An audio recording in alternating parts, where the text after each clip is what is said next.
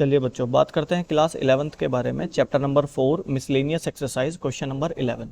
Question number 11 में लिखा हुआ है, if alpha and beta are two different complex numbers such that, जो बीटा आपका दो कॉम्प्लेक्स नंबर है अल्फा एंड बीटा, बीटा का जो मॉडुलस फाइंड करेंगे आप, उसका मॉडुलस 1 बोला इन्होंने कि बीटा का मॉडुलस 1 आएगा। फिर इन्होंने कहा कि फाइंड करके दिखाइए beta minus alpha divided by 1 minus alpha का कॉन्जुगेट इनटू बीटा। इस सारी कंडीशन का जो भी एक कैलकुलेशन आएगी, इसका मॉडुलस फाइंड करने को बोला है।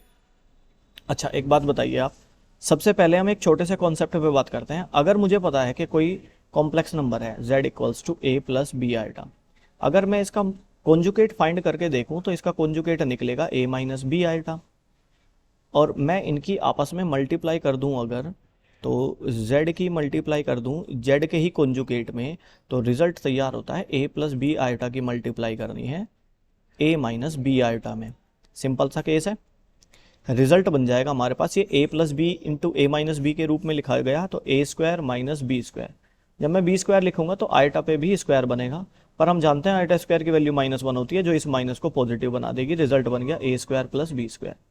ठीक है जी, ध्यान से देखो, z into z conjugate equals to a square plus b square. ठीक है जी, पर हम एक बात और जानते हैं कि जब मुझे पता है कि z equals to a plus b iota है, कोई complex number a plus b iota है, अगर मैं इसके मॉडुलस का स्क्वायर फाइंड करने की कोशिश करता हूं तो वो क्या निकलेगा, तो वो निकलेगा a square plus b square. अब आप गौर से देखिए कि a square plus b square की ही वैल्यू है z इंटू जेड का कॉन्जुगेट, और a square plus b square की ही वैल्यू है मॉडुलस का स्क्वायर। तो आप ये कह सकते हो कि किसी भी कॉम्प्लेक्स नंबर के मॉडुलस का जो स्क्वायर आएगा वो नंबर इनटू उसके कॉन्जुगेट की प्रोडक्ट के इक्वल आएगा। ये बात है बहुत ज्यादा गौर करने वाली। इस कॉन्सेप्ट का इस्तेमाल करके हम क्वेश्चन को पढ़ेंगे। ठीक है जी।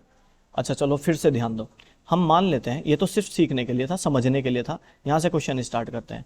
मैंने मान लिया कि z equals to beta minus alpha divided by 1 minus alpha का कॉन्जुगेट इनटू बीटा है। ये मैंने मान लिया कि ये z है। ठीक है जी, जो हमने यहाँ पे पढ़ा है ना, इसी कॉन्सेप्ट को पढ़ूंगा मैं दोबारा से। अब मैं अगर z का कॉन्जुगेट फाइंड करूं तो z का कॉन्जुगेट यहाँ देखो कैसे लिखा जाएगा, beta minus alpha divided by 1 minus alpha का कॉन्जुगेट इनटू बीटा। इस सारे का मुझे क्या निकालना है, इस सारे का मुझे कॉन्जुगेट निकालना है, इसलिए मैंने ऐसे बाहर लगा दिया। ये है जी आपके सेकंड इक्वेशन। चलो इस इक्वेशन को एक बार थोड़ा सा और ध्यान देते हैं।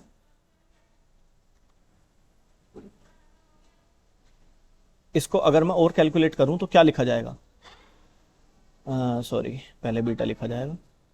अगर मैं इसको कैलकुलेशन को थोड़ा और ध्यान दूं तो ये कैसे लिखा जाएगा, बीटा का कॉन्जुगेट माइनस अल्फा का कॉन्जुगेट, सब पे कॉन्जुगेट लगेगा, डिवाइडेड बाय 1 पे कॉन्जुगेट नहीं लगाएंगे क्योंकि ये कोई कॉम्प्लेक्स नंबर नहीं है, माइनस अल्फा के कॉन्जुगेट पर मैं कॉन्जुगेट लगाऊंगा तो अल्फा का कॉन्जुगेट ही हट जाएगा और बीटा पे कॉन्जुगेट लग जाएगा।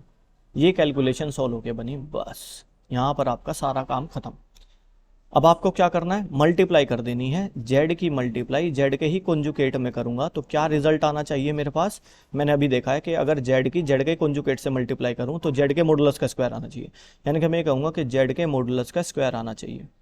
पर z है क्या, चलो पहले z के और z के कॉन्जुगेट की मल्टीप्लाई करके देखते हैं। इस वाले कॉन्सेप्ट को भी अभी हम हटा देते हैं। अभी हमारे पास क्या है, हमें मल्टीप्लाई करनी है z इंटू जेड का conjugate from equation first and second. ये वाली फर्स्ट एंड सेकंड नहीं है, ये तो समझने के लिए बताया था मैंने। क्वेश्चन आपका यहाँ से स्टार्ट है, तो आप मल्टीप्लाई कर रहे हो तो beta minus alpha divided by 1 minus alpha का कॉन्जुगेट इनटू बीटा। अब इसकी आपको प्रोडक्ट करनी है, बीटा का कॉन्जुगेट माइनस अल्फा का conjugate divided by 1 minus alpha into beta का कॉन्जुगेट। मल्टीप्लाई करके क्या रिलेशन बनेगा, देखो ऊपर की ऊपर कर रहा हूँ मैं, बीटा की मल्टीप्लाई बीटा के कॉन्जुगेट से कर रहा हूँ। यहाँ पे ध्यान से देखो, बीटा की मल्टीप्लाई बीटा के कॉन्जुगेट से कर रहे हैं, माइनस अब बीटा की मल्टीप्लाई अल्फा के कॉन्जुगेट से कर रहे हैं, तो बीटा की मल्टीप्लाई अल्फा के कॉन्जुगेट से हो रही है, फिर अल्फा की मल्टीप्लाई बीटा के कॉन्जुगेट से हो रही है। बड़ा आपको कंफ्यूजन करने वाला लगेगा पर ये बहुत सिंपल कंडीशंस है, बस ध्यान से देखते रहना है। माइनस की माइनस से प्रोडक्ट करेंगे, आगे जी आपके पास प्लस, और अल्फा की प्रोडक्ट होनी है अल्फा के कॉन्जुगेट से। ठीक है जी, अब नीचे ध्यान देते हैं क्या आएगी प्रोडक्ट, 1 की 1 से प्रोडक्ट करेंगे तो 1 रह जाएगा साहब, 1 की यहाँ पे माइनस अल्फ़ा बीटा का कॉन्जुगेट से करेंगे यही आ जाएगा, ठीक है। फिर सेकंड वाली टर्म की माइनस अल्फ़ा कॉन्जुगेट बीटा की 1 से करेंगे तो माइनस अल्फ़ा कॉन्जुगेट बीटा आ जाएगा। फिर माइनस की माइनस से करेंगे प्लस आ जाएगा। अब यहाँ पे भी गौर से देखेंगे हम, अल्फ़ा कॉन्जुगेट की अल्फ़ा से मल्टीप्लाई होगी तो लिखा जाएगा अल्फ़ा कॉन्जुगेट इंटू अल्फ़ा। फिर बीटा की मल्टीप्लाई बीटा के कॉन्जुगेट से होगी तो लिखा जाएगा बीटा इंटू बीटा का कॉन्जुगेट। चलिए जी, यहाँ तक पहुँच गए हम। चलो फिर से गौर करते हैं एक बात पर, अगर मैं बीटा की मल्टीप्लाई बीटा के ही कॉन्जुगेट से कर दूं तो रिजल्ट लिखा जा सकता है बीटा के मॉडुलस का स्क्वायर, ये वाली कंडीशन को पढ़ते हुए। पर मुझे बीटा के मॉडुलस की वैल्यू पता है, बीटा के मॉडुलस की वैल्यू है 1, तो यहाँ पे मैं लिखूंगा 1 का स्क्वायर, यानी कि जहाँ पे भी बीटा इंटू बीटा का कॉन्जुगेट लिखा हुआ है वहाँ पर 1 का स्क्वायर ये बोले तो 1 लिख सकते हैं आप। तो अब यहाँ पे बीटा इंटू बीटा के मॉडुलस का स्क्वायर कॉन्जुगेट का स्क्वायर लिखा हुआ है, तो आप इस वाली कंडीशन को क्या लिखेंगे, 1 का square minus beta into alpha का, बाकी की सब टर्म्स ऐसे लिख दी मैंने क्योंकि उनमें कोई कैलकुलेशन नहीं की जा सकती, प्लस इसको आप चाहो तो अल्फ़ा के मॉडुलस का स्क्वायर बोल सकते हो, नहीं तो कोई बात नहीं वैसे ही रहने देना क्योंकि उसकी कोई वैल्यू ही नहीं जो मैं पुट करूँ, ये 1 ऐसे ही, माइनस अल्फ़ा इंटू बीटा का कॉन्जुगेट माइनस अल्फ़ा का कॉन्जुगेट इंटू बीटा। अब फिर से ध्यान दो, अल्फ़ा कॉन्जुगेट इंटू अल्फ़ा तो अल्फ़ा के मॉडुलस का स्क्वायर, और बीटा इंटू बीटा का मॉडुलस बीटा का कॉन्जुगेट यानी कि बीटा के मॉडुलस का स्क्वायर, और इस बीटा के मॉडुलस के स्क्वायर की वैल्यू हमें गिवन है 1। अब ऊपर देखो चलो एक बार, 1 का square 1 minus alpha into minus alpha beta का कॉन्जुगेट प्लस अल्फ़ा के मॉडुलस का स्क्वायर।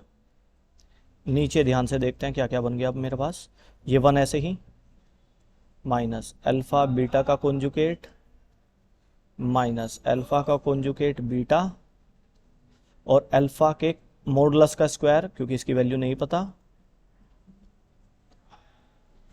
और बीटा के मॉडुलस के स्क्वायर की वैल्यू पता है 1, और यहाँ पर इनटू में 1 लिखने का कोई बेनिफिट नहीं है।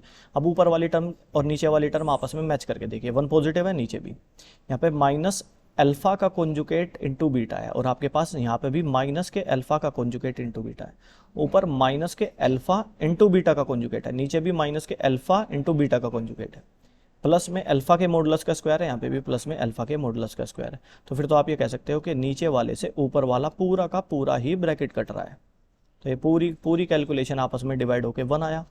अच्छा जी, ये चल क्या रहा था, अब गौर करने वाली बात है, चल क्या रहा था, देखो क्या चल रहा था जी, ये चल रहा था z इंटू जेड के मॉडुलस, वो कॉन्जुगेट की प्रोडक्ट आई आपके पास 1, पर z इंटू जेड के कॉन्जुगेट की प्रोडक्ट तो z के मॉडुलस का स्क्वायर कहलाती है, ये 1 आया। और आपने z किसको बोल रखा है, आपने z किसको बोल रखा है, इस बात पे ध्यान दीजिए, आपने z बोल रखा है beta minus alpha divided by 1 minus alpha का कॉन्जुगेट इंटू बीटा, इसको आपने z बोल रखा है, और इन्होंने कहा है कि z के यानी कि इसके z के मॉडुलस के स्क्वायर की वैल्यू 1 आई। अब ये स्क्वायर उधर जाके अंडर रूट बनाएगा, 1 पे अंडर रूट बनाएगा तो 1 ही रहेगा, तो आप कह सकते हो कि beta minus alpha divided by 1 minus alpha का कॉन्जुगेट इंटू बीटा के मॉडुलस की वैल्यू भी 1 ही आएगी। This is your answer. I hope आपको ये क्वेश्चन बहुत अच्छे से समझ में आया होगा, मैंने सारी बारीक बातें क्लियर करने की कोशिश करी हैं। चलिए बच्चों, मिलते हैं किसी नेक्स्ट वीडियो में किसी नेक्स्ट क्वेश्चन के साथ, तब तक के लिए बाय बाय।